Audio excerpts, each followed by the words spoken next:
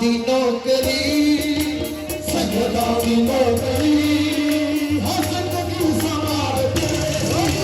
सैयदा दी नौकरी, जिंदगी संवार दे सिया, सैयदा दी नौकरी।